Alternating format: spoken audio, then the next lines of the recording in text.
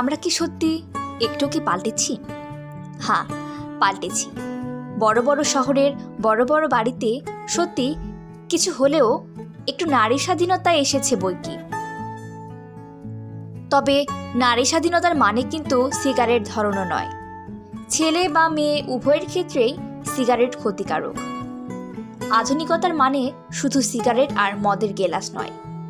তাই আজ থেকে প্রতিজ্ঞাবদ্ধ হন, আমরা মেয়েরা মেয়েদের শত্রু হব না। কোনো মেয়ে রাত দুপুরে বাড়ি ফিরলে তাকে নিয়ে নোংরা আলোচনা করব না।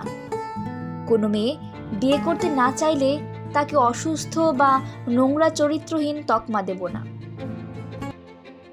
সদ্য বিধবা লাল টুকটুকে শাড়ি পরলে তার চরিত্রের দিকে আঙুল তুলব না। মাসিক প্রক্রিয়া চলাকালীন ঠাকুর ঘরে যাওয়া হবে না এমন নিয়ম আর মানব না। ধর্ষিতাকে না, আমরা ধর্ষণকে ঘৃণা করব।